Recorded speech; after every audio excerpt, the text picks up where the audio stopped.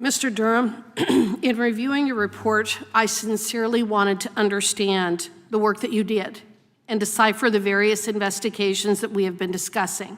The origins, the history, the backstory, the who's, the why's, the what's, the what ifs, and the how. I desperately wanted to figure out what happened to what was once our flagship law enforcement agencies, the FBI and the DOJ, to determine what went wrong and to evaluate how we can go forward from here. I have listened with great interest, hoping to find some answers to the burning questions of the day.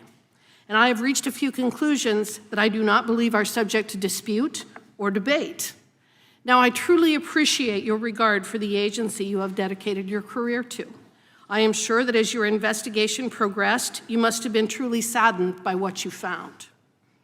What you have exposed, however, is that we are dealing with something so corrupt and so rotten that no amount of face paint, deflection, or whitewashing can fix this.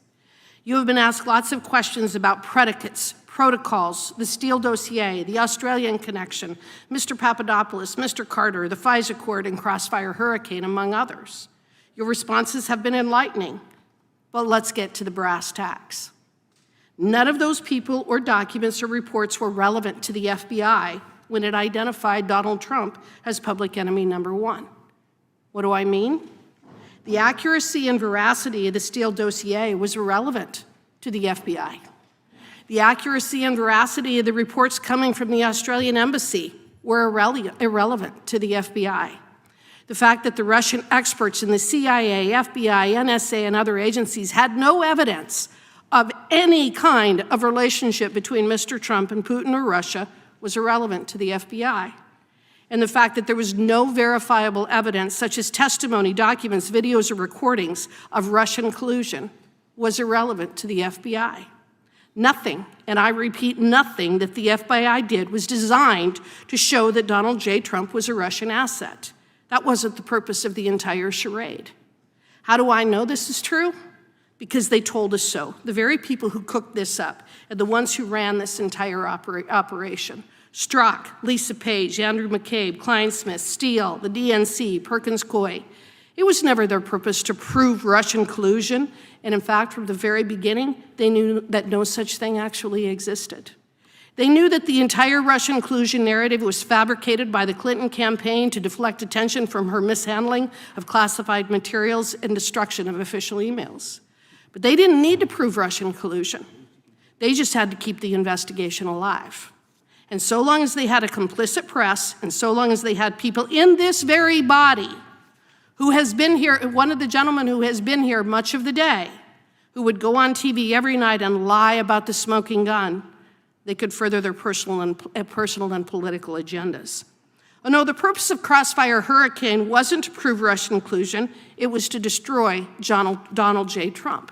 And they told us that with the text messages that are set forth on page 49 and 51 of your report, 49 and 50 of your report. And then, if they failed at blocking Mr. Trump from being elected as president, well, they had a backup plan.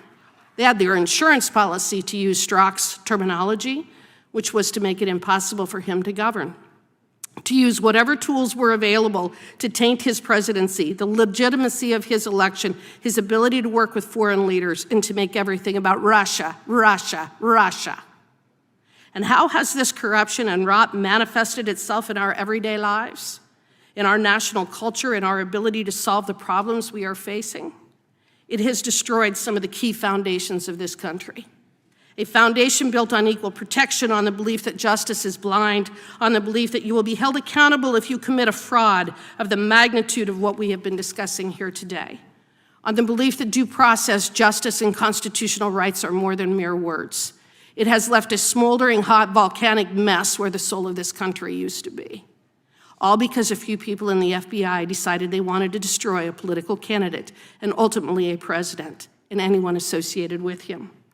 While these folks set out to destroy a presidential candidate and later a presidency, the fact is that they destroyed so much more, and that will be their ultimate legacy. One casualty is America's faith in our institution, and another casualty is the erosion of a justice system that is supposed to apply equally to all Americans, but that has been weaponized to protect the favored few elites, the Clintons, the Bidens, while targeting political enemies.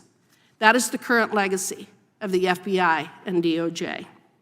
Mr. Durham, here's my question. How long do you think that this country will survive? Mr. Chairman, the time has expired. You can't ask a question. A two-tier justice system that seeks to persecute people based on their political beliefs? Witness may respond. Generally, time has expired. I don't, do I respond? Sure. Yeah, I don't think that things can go too much further with the view that law enforcement, particularly the FBI, or the Department of Justice, runs a two-tiered system of justice. The nation can't stand under those circumstances.